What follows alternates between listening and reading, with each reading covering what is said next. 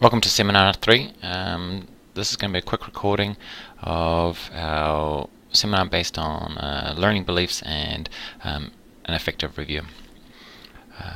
We start off with Marcus Aurelius reminding us that our actions may be impeded, but there can be no impeding our intentions or our disposition. Because our actions can accommodate and adapt, the impediment to action becomes the action. What stands in the way becomes the way. Whatever problem we're facing guides us in the types of solutions we need to be looking for. We don't want to avoid problems. We don't want to dig holes and hide. We want to address the obstacle that is getting in our way. We're going to look to see how this can pertain to our learning here at university. Just a quick welcome back. This is our third of 7 seminars. Sign-in sheet won't apply to you guys watching this via the YouTube.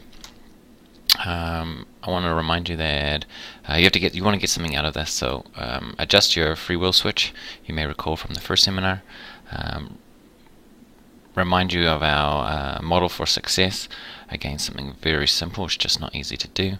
We're going to be identifying goals and challenges. You probably should already have some of those. You would have already created a plan, whether it be a weekly plan or a monthly plan.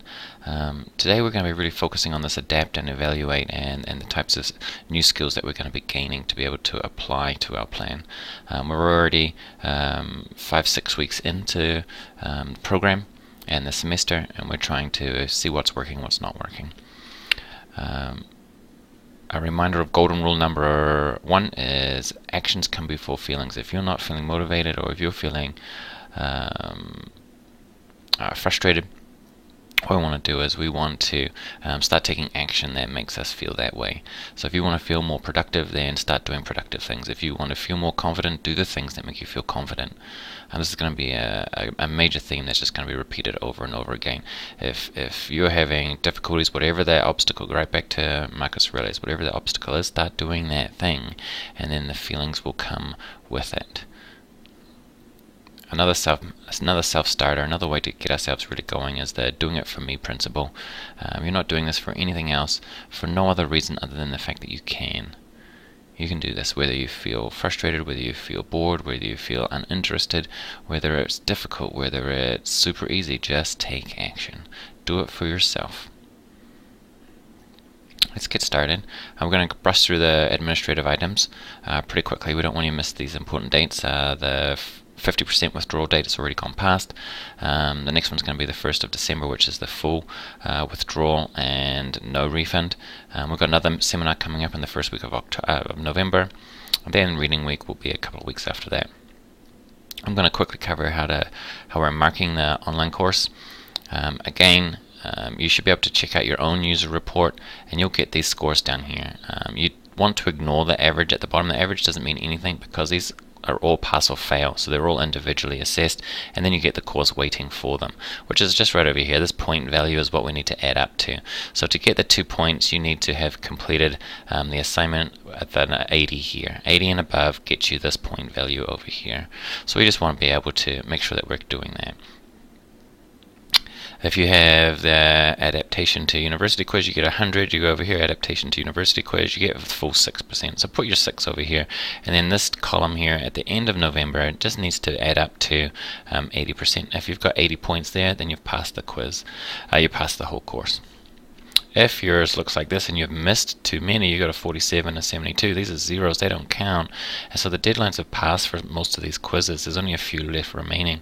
So we need to reach out to us and let us know, and we'll discuss with you how it works from there. Again, you do need to pass this course. If you don't pass it in the full semester, you are able to take it again in the winter semester. The rest of this webcast is going to be based around these 4 goals. Number 1, I want you to be able to describe the relationship between beliefs and actions, especially in a university setting. What role do our beliefs have on the actions we take? I want you to be able to describe different strategies for changing a belief. I'm going to look at a couple of those. Number 3, you should be able to do this one based on the online course. I want you to be able to name different strategies for rehearsal, organization, and elaboration when studying with different different types of strategies. And then finally, differentiate between meaning and understanding. So these are our main goals. We wanted to have a look at these. We're going to look at these one by one as we go through here. Keep track of these as we go. We have Dr. Chu on here, and his series of 5 short clips on YouTube are just absolute classics. They really do boil down the point that we're trying to make as well. You're going to be basing your study strategies, what you use to study, on how you believe you're supposed to learn in the class. And so if we want to change our outdated strategies, if we want to stop doing the things that are not helpful, not useful, not effective, then we have to look at our beliefs behind it.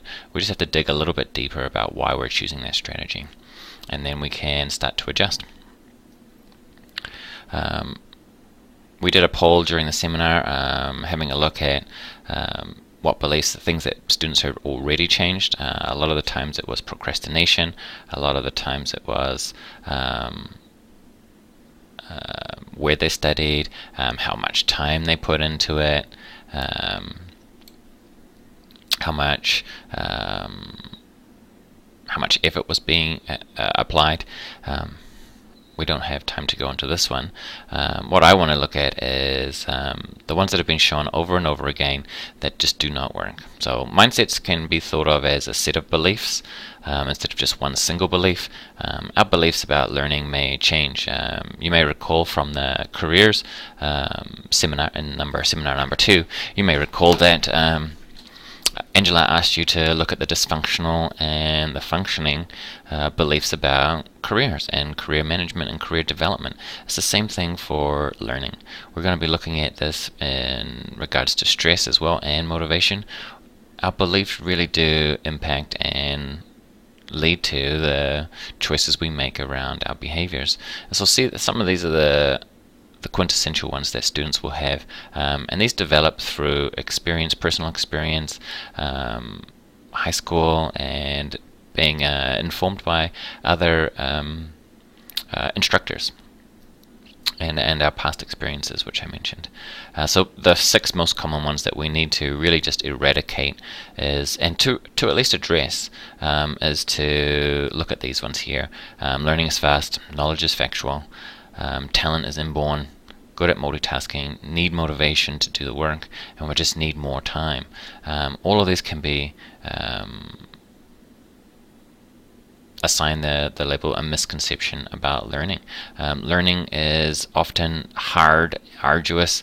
Earning a degree is not easy. It's never fast. Some things we may feel like we learn quickly, and then we get into shoulding ourselves, and that there's just an expression for, oh, I should be able to do this faster, or I should be able to do this more effectively, or I should be learning it just by doing this amount of work. It's not the case at all. It's in cognitive psychology. It is highly regarded as being one of the biggest misconceptions that learning is easy. It's not. Learning is difficult, and it's going to be hard. It takes time to know our information inside and out, to be able to be evaluated on it, let alone use it creatively or analytically. We really have to put in a lot of time and effort to know our stuff. Knowledge is factual is this idea of a piecemeal approach, and we'll go into this in a little bit more detail, but we can't learn things individually, fact by fact by fact by fact. When our professors typically try to teach us in a more compare and contrast, differentiating between similar concepts, and also conceptually as well, asking us to be able to identify new examples, not just being able to define a particular thing, but being able to make definitions via examples. Talent is inborn is another common one. This here is the math person type scenario that you miss. I'm not good at math. I'm not a math person. It doesn't mean you can't learn math. It just means that you need to work extra hard at math. You need more experience, you need more practice, and you need to build up that prior knowledge so that you can solve the more challenging tasks. We can always improve.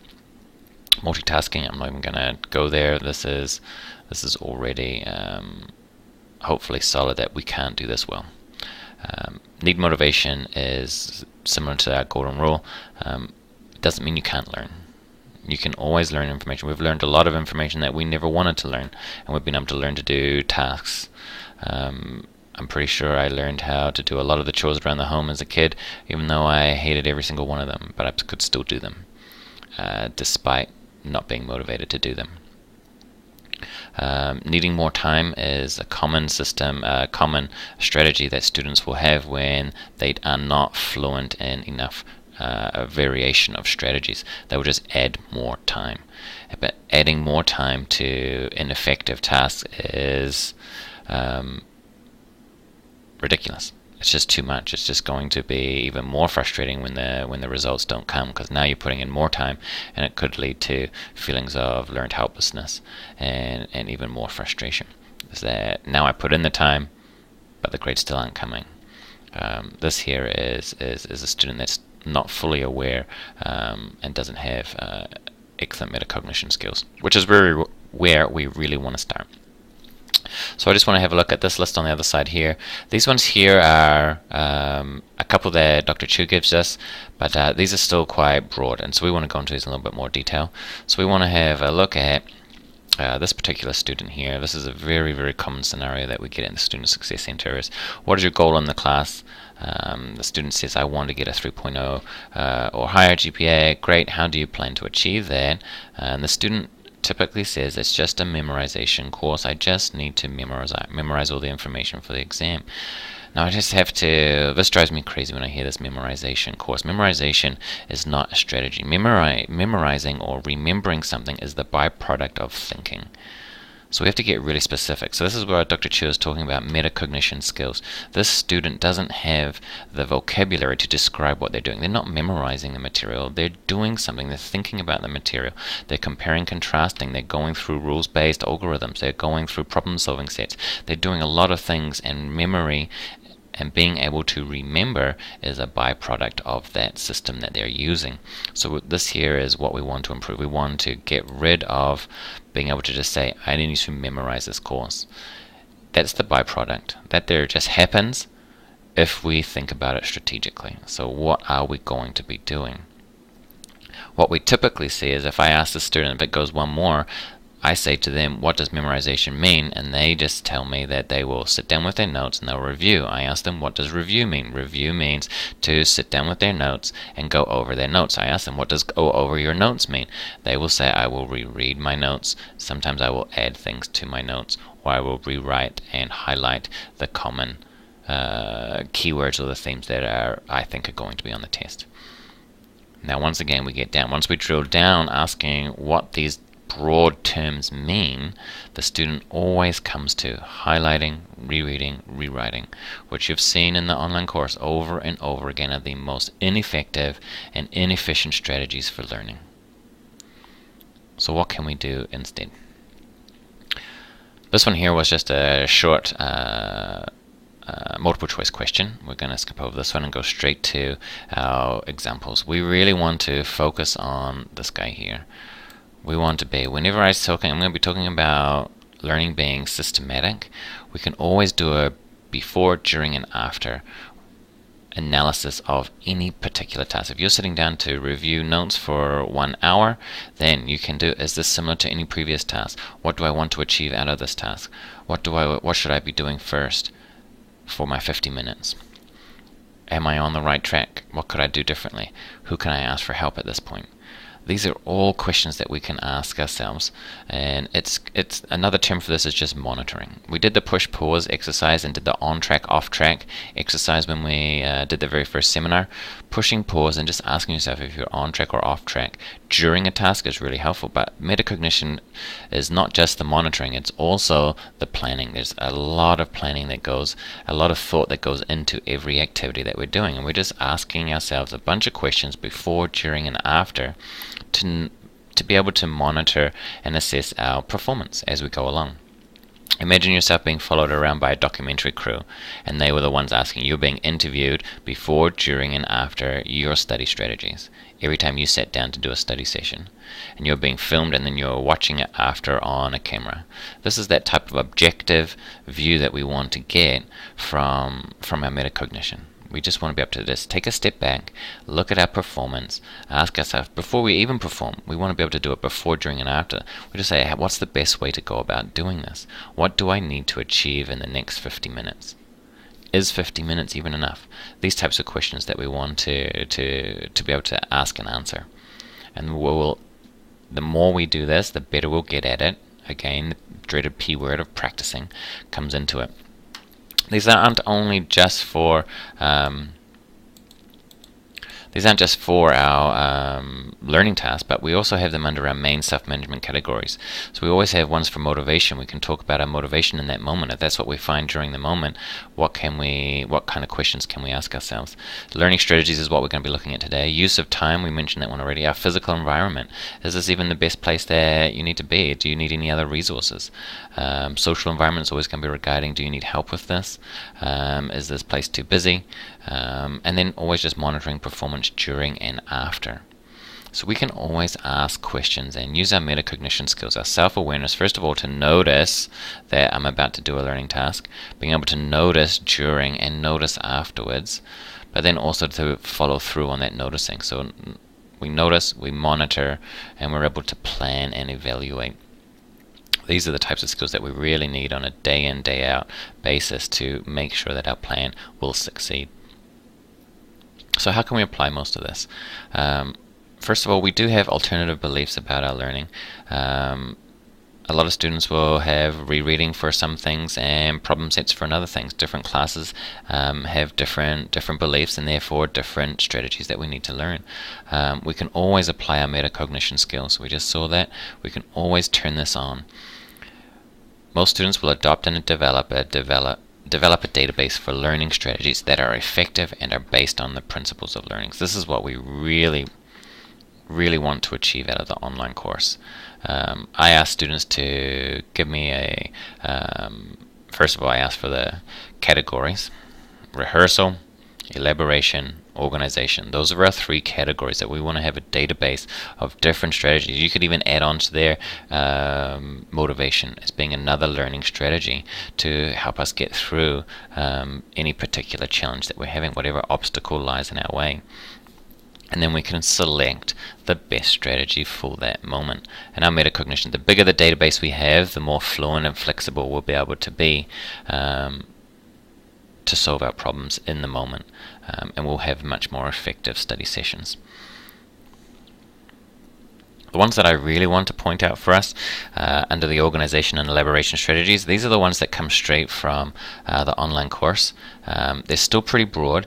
We're going to be looking at categorizing. This should be one of the first things. This one's really easy to do and really helpful because all of our topics, even when we don't think about it, when we do our first read through of our information or during a lecture, we might not notice that things are categorized, and it's something that's very simple to do. Put things into groups. Comparing and contrasting is the next most common one. These are probably, depends on the class, but these two are always going to be happening in every single class we're doing. We could be doing either of these. Instead of rewriting our notes or rereading our notes, we could be categorizing our notes or comparing and contrasting our notes. If we can categorize, then we can create a visual representation of that, which is a hierarchical relationship. We'll have a look at some of those. We can always do a linear outline as well, a one-pager summarizing our class, summarizing our lectures, summarizing just a group of concepts in a one-page outline. Diagramming, we'll always be able to create concept maps, graphs, actual visual diagrams themselves, reproducing them, or creating our own. Separating main ideas and details. That's one of the benefits of organizing this information. Giving it a title, another wonderful strategy. If you have some information that you're confused about, try and give it context. Our titles will be able to do this. There's a great step-by-step in the online course under What is Learning module. The logical sequence is incredibly important and a great way to elaborate on all of our details. If we can find the underlying reason for how slides are connected, one slide to the next slide, or how a mathematical problem is, what are the rules based on, what are the steps, and what is the underlying logic between each step. This is really the clue that's going to help to connect these individual ideas. Instead of thinking of it as 6 different steps, we can think of it as a logical sequence of understanding. Creating our own new examples, self-referencing, creating examples from our own lives, or finding things that are relevant or experiences that you've had that relate to the new concepts you're learning. Summarizing is a great strategy that could be done daily. You can be looking at your notes and try to summarize main ideas and the relationships between them. If you do any of these, you'll be able to summarize the insights that you've found. Analogies are another one. They're highly creative, but they're incredibly memorable once we have them. We need to, elaboration's definition really is taking what you know and adding new things, the new thing you want to learn to it, and that's what an analogy will do. We can take simple analogies of water through a hose to understand the concepts of electric currents through wires as well. So we can, this is a very simple understanding for us to then be able to apply ideas of resistance to that, so we can always have that visual. These here can be incredibly personable, and they can be found anywhere. Difficult to do, but once they're done, they're highly memorable. Generating questions is always going to be top of our list. We should be doing that as a part of building our study guide to building a product, so that we don't have to reread and rewrite. If we have a list of questions testing ourselves on the class, then it's going to be much more effective way to review the material. Here's another list of the ineffective and a few more effective ones. I'll leave those there for you to be able to view them. Let's have a look at one of these examples, and just to get an understanding of how powerful an organizational strategy is. This one here is called the Mr. Young problem. There's 8 different points. I'd highly recommend that you push pause, read through each of these, and try to answer this question. What disease does Mr. Young have? Push pause now and give this a go. If you push pause and gave it a go, you might find that after a few minutes, trying to understand this one by one is very, very difficult, the piecemeal approach. If we try to keep this in short-term memory, and we try to keep this in short-term memory, and we try to keep this in short-term memory, by the time we've gotten down to number 4, we're forgetting where asthma belongs. So an organizational strategy can be very simple and make all of this information much clearer to see. So all we have to do is, if we're able to resort to organize this in a table just by the categorizing of name, disease, and room, we slowly get through, and we can just plug and play. We just go through and look for the information now.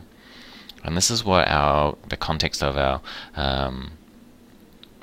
textbooks and our lectures will look like. We will be able to organize the material in some sort of underlying logic, whether it be underlying relationship. So categorizing, grouping, comparing and contrasting, we're able to figure out where everything belongs and the relationships between them. Follow through on this and send me an email, and I might be able to scrunch up a prize for you, what you think the answer is. What disease does Mr. Young have? This one here is, I asked the students in the lecture to have a look at these 16 items, and if I pull this one up here quickly,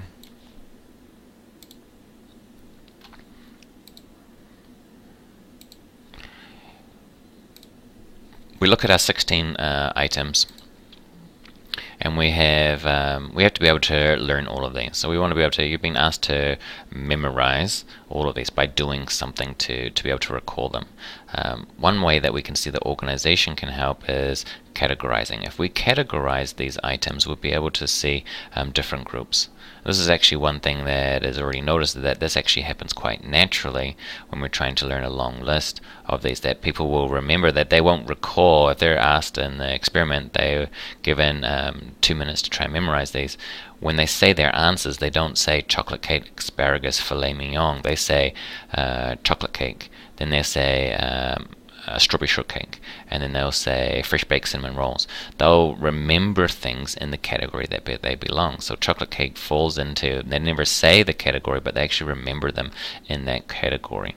So the one way that we could organize this is, we could organize it as a menu, or we could organize it as an actual a meal as well at a restaurant. Then if we go one step further, we're able to give the whole thing context. Once we've organized it, there's a sequence, there's a logical sequence to our meal as well, to a menu. You start off with drinks, and then you go into the appetizer and the entrees, and then maybe dessert.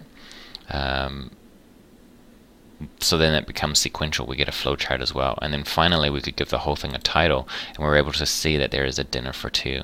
This whole thing can have, so instead of trying to memorize 16 individual pieces, if we use our own prior experience, we can organize, we can categorize things where they belong, and we can break things into larger groups, which get broken down into smaller groups, and we're able to help ourselves recall and remember all of this information under one heading, a dinner for two.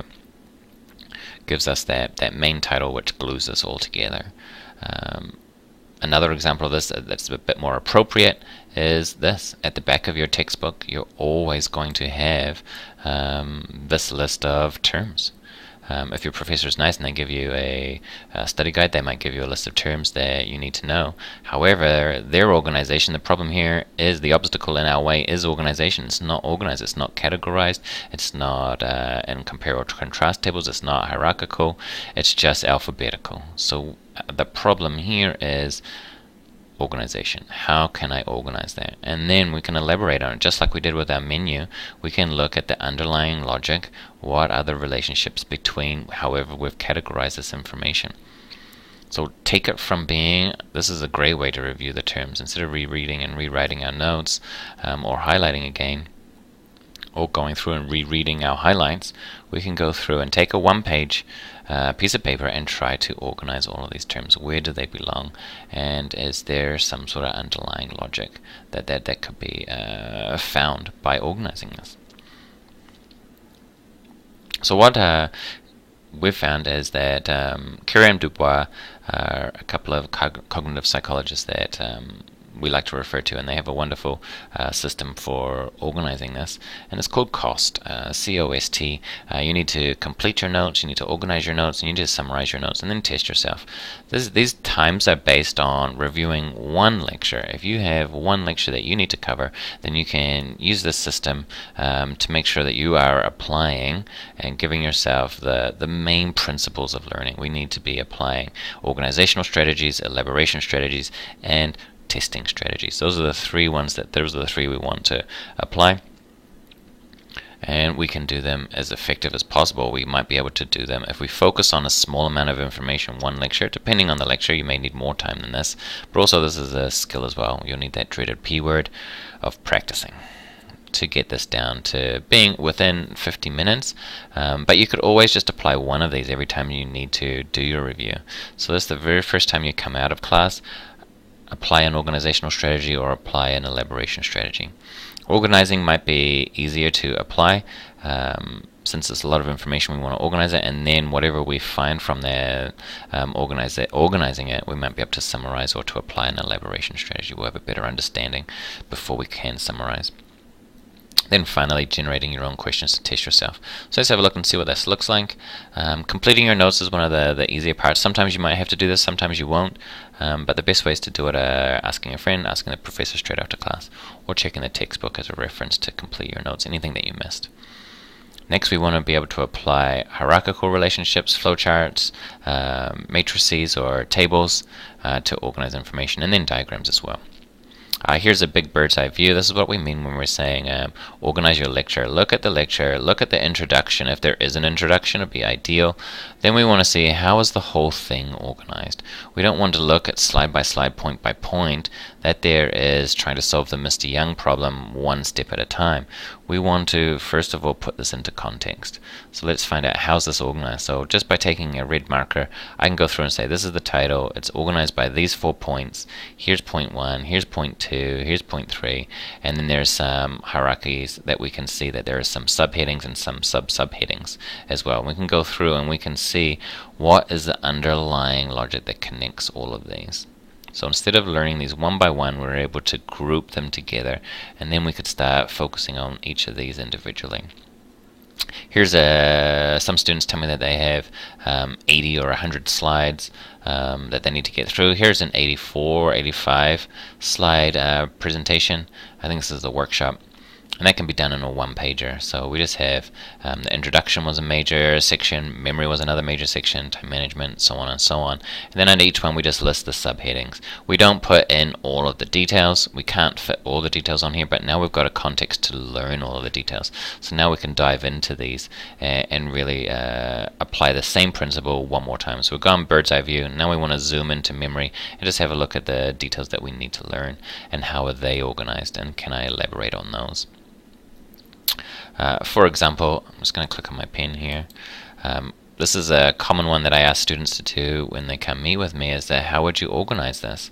So a lot of students will come through and they will, first of all, they'll take their pencil and they'll highlight this, and then they'll highlight this, and they'll highlight this. For me, when I read this, if I'm thinking of how I'm going to learn this, I just need to know, okay, there's two branches. So branches immediately mean there's a hierarchy. And if it's plural, there's two things, it's more than likely going to be a table as well. So I just need to know, okay, what are the two things? This is confirmed by the word comparing. So comparing and contrasting, it's always a table. So I'm going to have two branches of psychology that are concerned with the investigation of animal behavior. So I know that animal behavior is my title. Ethology and comparative psychology are the main ones here. So I have my E for ethology and CP for comparative psychology. Straight away I know how this is organized.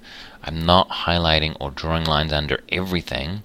This here is ineffective. When I come back to read this, I'm just reading the thing over and again. So I want to know this. I want to know, how is it organized? It's organized under animal behavior, two things, ethology, comparative psychology. Okay, so now what I need to know is the next thing students will do is they will come through and I ask them, okay, what's next? They will say, ethologists work largely in Europe and study many animal species. Comparative psychologists work and study very few. I don't want to find the details. Those are the details, but they're the answers to some sort of question. So whenever I'm doing a table, I want to know what are my categories, which is this column over here. I've got my two columns. I've got ethology and I've got my comparative psychology, but I need to know my categories. What are my cats? Sorry about the printing here. What are my categories? So when I look through this, they're typically repeated. They're not always repeated, but there's a clue. So I see work and I see work, and then I see study and I see study. So if these things are being repeated across both, then I just need to write them once. So here goes work, and then down here will be study. So throughout this whole paragraph, there's going to be more and more categories. So I want to keep finding what are the rows, and then I can put in the details. For example, work, ethologists will be Europe. Here will be North America. Comparatives, here will be, ethologists will be many animal species, few animal species. So I'll be able to go and pop in the answers afterwards, but I'm trying to organize it first. Then, once I've gone through that, I'll be able to, I could summarize this way.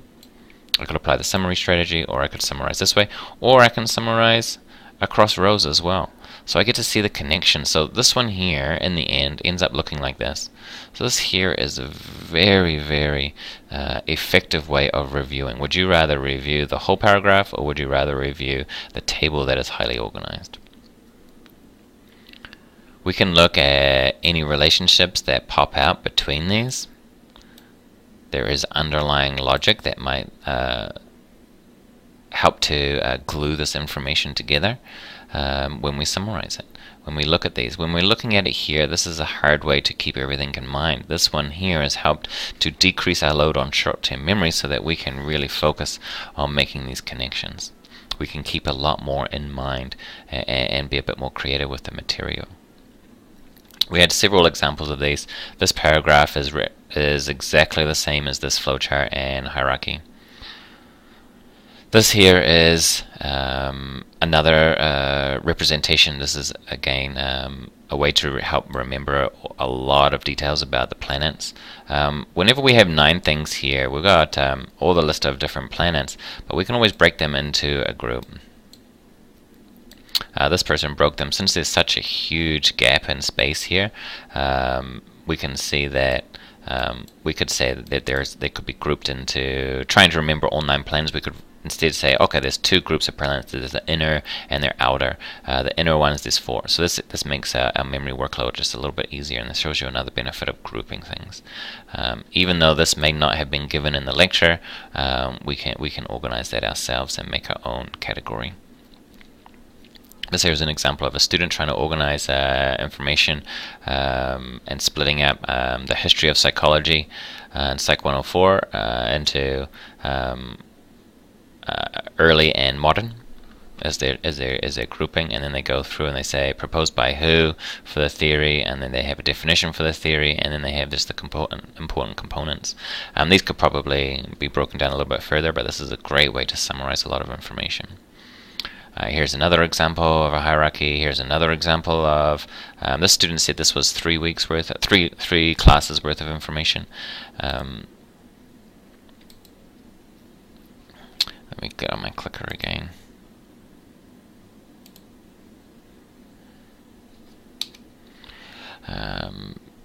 Reminder of the repeatable categories. We have so many different ways of organizing information. It does not have to be locked in stone. If you can't find how the information is organized, if you've got 3 bolded words in one page or under one heading, then put them into a table and then just do definition, importance, characteristics, and examples, and fill in the gaps. Go back through, read the text, read your class notes, and try to find a definition for each one, try to find an example for each one. If it's not there, then you get to go and find it.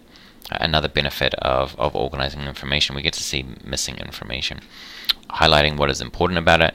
We use this as it's a nice acronym, DICE, to help us remind. This is a great way if you're studying for multiple choice questions. This is very helpful, and also if you're studying for short answers, this becomes a great way to organize a lot of information. Especially if you have to write 3 or 4 points worth of information in a short answer. This here will give you a lot of information that you've practiced organizing. If we have in math classes or problem solving, you want to do a particular concept, you can always look at the allowable key formulas, define all of the variables, any additional information from some sample problems or in class, explaining what's going on. This here would be a bigger section than just this row, and then listing any relevant knowns and unknowns for this particular type of problem. This takes a little bit more analysis, but more than happy to sit down and work through this with you. Here's an example of one. Another one, if you're doing academic arguments for discussion type classes, again, a way to go through journal articles or a particular argument that you've been looking at. Again, summarizing, we can do this in many different ways. You can summarize the whole lecture, or you can just summarize page by page.